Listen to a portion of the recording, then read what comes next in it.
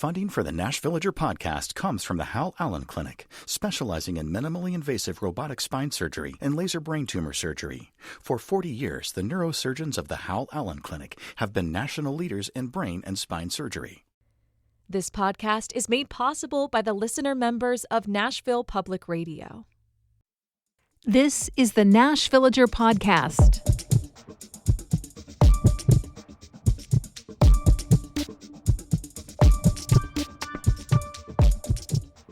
It's October 20th, 2025. On this day in 1797, Tennessee's brand new General Assembly landed on a unique response to complaints about certain wild animals. Each county was allowed to levy a tax that would be paid in the form of the scalps of squirrels or crows. In the exchange rate of animals, one crow was worth the same as 2 squirrels. Those who did not pay up by proving they killed their share of the nuisance animals could be charged a penny for each skin they were short. The tax payments, once collected, were to be incinerated. The county courts were authorized to pay up to $2 for wolf hides as well, although that was more of a bonus than a requirement. I'm Nina Cardona, and this is your daily digest of what's happening around Middle Tennessee with historical context. From Nashville Public Radio, WPLN News. The days when Tennessee communities could combine animal control with taxation are long gone. But levying money in order to facilitate government services is, of course, still very much a thing. Although, for quite a while now, the name of the game at the state level in Tennessee has been tax cuts. One of the big selling points leaders try to make when attempting to lure businesses to the state is the idea that this is a low taxation state. They love to point out that we don't have an income tax. Although, for a long time, when they said that, it was kind of a technicality. For almost 100 years, Tennessee taxed one particular type of income, the interest earned on stocks and bonds.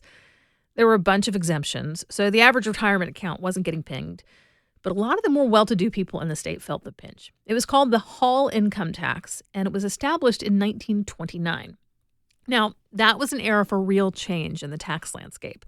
The federal government had been collecting income tax on and off since the Civil War, but the trend of states establishing their own really took off in the late teens, 20s, and 30s. I'm talking about the 20th century, of course. Basically, during Prohibition. Now, that wasn't the only factor, but it's no small thing that states suddenly couldn't collect taxes on alcohol sales. At the time, making, distributing, and selling wine, beer, and liquor was the 5th largest industry in the nation. In fact, the federal shift towards the income tax was credited with that level of government being able to weather the financial storm when a previously reliable source of revenue became illegal. States needed to stay on an even keel, too, and so they had to figure out some other source of money. But of course, the solution most states found was to tax wages.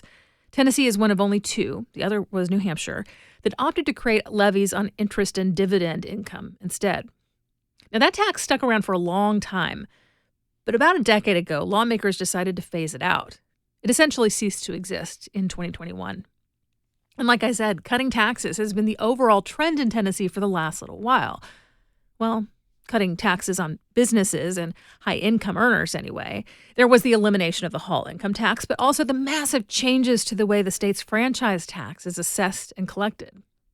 However, although it seems to be suggested every year, state leaders have not yet seen fit to eliminate the tax that hits every income bracket, no matter what, the grocery tax.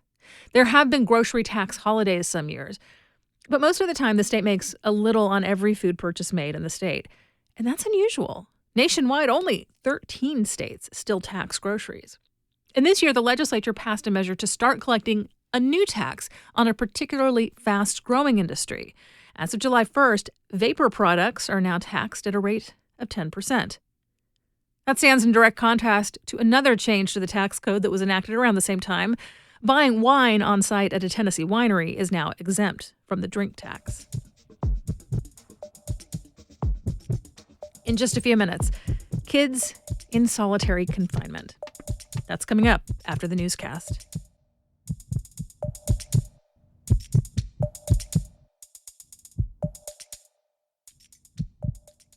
Funding for the Nash Villager podcast comes from the Hal Allen Clinic, specializing in minimally invasive robotic spine surgery and laser brain tumor surgery. For 40 years, the neurosurgeons of the Hal Allen Clinic have been national leaders in brain and spine surgery. Best journalism in the nation. That's an apt description for a lot of what you hear on WPLN News. The proof this spring is in the array of journalism awards coming in. The Supermajority podcast won 3 national contests. Our investigative reporting, partnered with ProPublica, was named some of the best education coverage in the country. And for arts and culture, This Is Nashville and our music journalism are being honored on the national stage. We're proud, and you can be too. Here's the latest from WPLN News. Shelby County officials are taking their fight against the National Guard deployment to the courts. They filed a lawsuit on Friday arguing there is no invasion or other disaster. And without those circumstances, the suit alleges Governor Bill Lee can't deploy troops unless local governments or the General Assembly sign off. They want a court order to end the deployment. Republican politicians have praised the surge of state and local law enforcement that have converged on Memphis. And last week, Governor Bill Lee said the task force had arrested 850 violent criminals and gang members. But an analysis from MLK 50 finds the data refute that claim. The nonprofit newsroom obtained records from the Memphis Safe Task Force for one full day. Out of 51 arrests on Monday, October 13th, 30 were for nonviolent offenses like failure to appear in court, trespassing, and misdemeanor theft. The task force made 13 arrests on clearly violent charges. 5 were characterized as gang members, though the documents don't explain how that was determined. One charge could not be identified as violent or nonviolent. Immigrants in the city have expressed fear of leaving their homes, a concern that was put to Governor Lee during a press conference. He said, quote, "If they're not a criminal element, then they shouldn't be afraid." However, officers arrested 7 people on administrative warrants. In other words, immigration arrests for unlawful presence in the country. That is a civil offense, not criminal. The analysis also gives a glimpse of the scope of the task force. More than 1,500 personnel from 31 agencies were working in Memphis last week. Thousands turned out for Nashville's second iteration of the No Kings rally this weekend. And while that movement held demonstrations across the country, WPLN's Catherine Sweeney tells us the local event was tailored for Music City.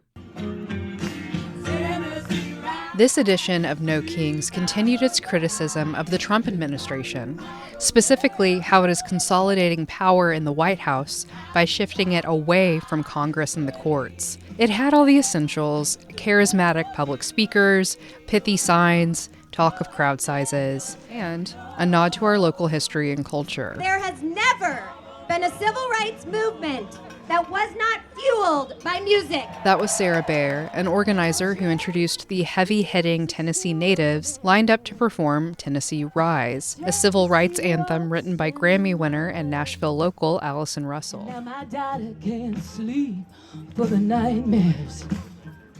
Every night she's gunned down at school.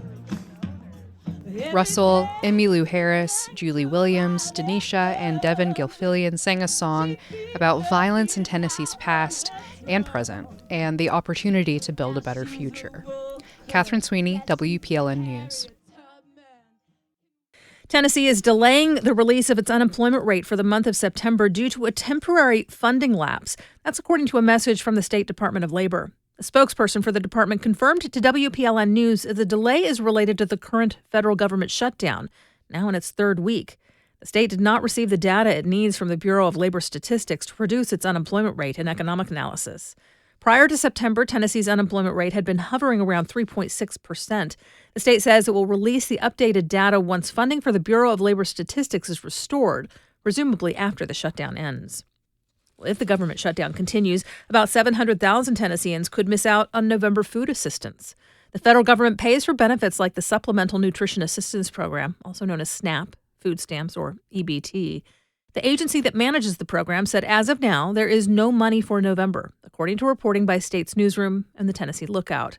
Some states have stopped accepting new applications for SNAP. About 690,000 Tennesseans get some amount of food help every month, according to state data. The federal government sends about $145 million a month to pay for it. State and local leaders have again agreed to put up the cash to keep Great Smoky Mountains National Park open, despite the federal shutdown. The Knoxville News Sentinel reports that's thanks to the state of Tennessee, local governments, and the nonprofit Eastern Band of Cherokee Indians and Friends of the Smokies. The move will keep the national park open through early November. It takes an estimated $85,000 a day, including paying park employees who would otherwise be furloughed. A state-run training center for adults with disabilities suddenly shut its doors over the weekend, forcing residential students to pack and vacate. The Tennessee Rehabilitation Center is in Smyrna, and it offers career and technical education to adults with disabilities. Fox 17 reports that citing the federal shutdown, administrators gave families only a few hours to come help students leave. Some drove from as far away as Memphis. The Tennessee Department of Human Services operates the facility. It did not explain the closure or when it plans to reopen, but told Fox 17 it would be offering online classes starting Monday. As Medicare open enrollment grants underway, a recent report looked at how well the federal health insurance program for older adults is working. WPLN's health reporter Catherine Sweeney tells us how Tennessee fared.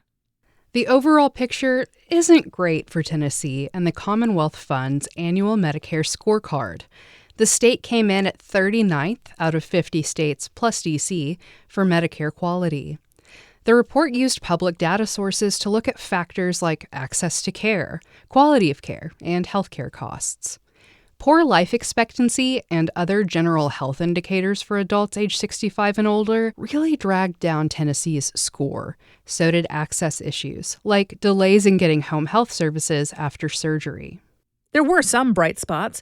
Tennessee ranked in the top 10 states for patient safety within hospitals and for keeping unnecessary ER visits low.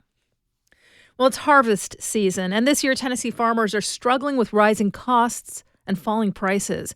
Lingering post-pandemic inflation has kept costs high. At the same time, WKRN reports that global demand for American exports has decreased dramatically due to the Trump administration's tariffs. The state's agriculture industry has lost hundreds of millions of dollars in just the past year, according to the Tennessee Farm Bureau.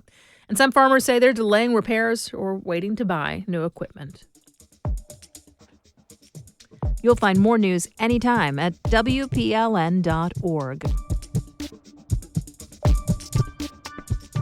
Since 2023, children as young as 13 years old have been kept in solitary confinement units for weeks or even months at Shelby County's Juvenile Detention Center. A new investigation from MLK 50 found the center was holding children in violation of state law, which prohibits kids from being locked in a cell alone for more than 2 hours at a time. Rebecca Cadenhead is MLK 50's Youth, Life, and Justice reporter and a Report for America Corps member. She joins me now from Memphis. Your story starts with a kid named David. Can you tell me what happened to him? David is a Memphis teenager who was held in solitary confinement for 4 months inside Shelby County's Juvenile Detention Center. In 2024, when he was 17, he was arrested and charged with aggravated robbery. And while his case was making its way through juvenile court, he was incarcerated in the detention center. I should probably stress that this incarceration technically was not a punishment. At the time he was incarcerated, he wasn't found guilty of any crime. David ended up staying in the center for 8 months, but he didn't really know when he'd be released during his incarceration. And he says that the waiting to be released really started to get to him. He started getting into fights. And after one of those fights, guards took him from his housing unit and placed him in a solitary confinement unit inside the center. And while he was in a cell in the solitary confinement unit, he was basically locked there for anywhere between 47 to 71 hours at a time, which means that he was let out of his cell for 1 hour every 2 to 3 days. And when he was inside his cell, he had nothing to do. He was not allowed to go to school, no supplemental educational materials, no books, no games. It was really just him and his own thoughts for months. What did he say the impact was of that time so profoundly alone? He basically described hopelessness. He talked about feeling like he'd never go home. He talked about really missing his mom and feeling like he'd never see his mom again. Solitary confinement started to make him feel and do things that were really unusual for him. So he started feeling really violent, like he wanted to fight everybody. He started clogging his toilet and like banging on his windows so that he would have something to do. David still has nightmares about solitary confinement. He can only eat on the schedule that guards in the detention center fed him on. Right. So, okay, as you dug into those records, What did you find? How representative was David's story? I reviewed a bunch of inspection reports. In the aggregate, those inspection reports indicated that youth in these confinement units had been separated from the general population of the center because of their behavior, that they were not allowed to go to school because of their behavior, and that they were spending most of their days, if not all of their days, inside their cells.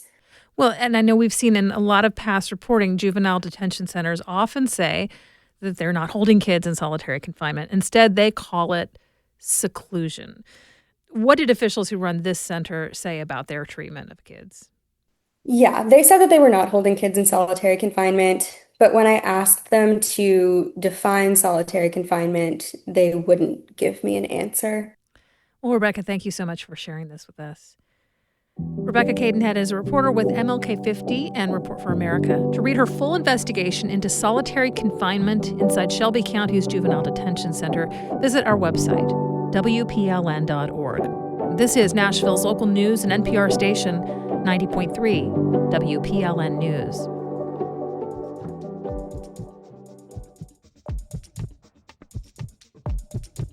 We do this roundup of Nashville news every weekday. Please consider subscribing on your favorite podcasting app. And thanks so much to all of you who've left 5 stars, a thumbs up, or a review in your app of choice. That little bit of love really does tell the algorithms that more people should hear about us. And of course, everything at WPLN News is listener supported. You can make a donation at WPLN.org. And that's it for today. Thanks so much for listening. Let's make this day a good one, and we'll catch back up tomorrow.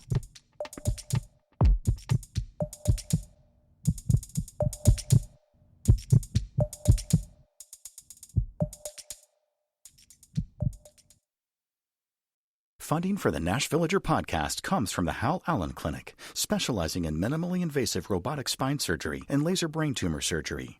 For 40 years, the neurosurgeons of the Hal Allen Clinic have been national leaders in brain and spine surgery.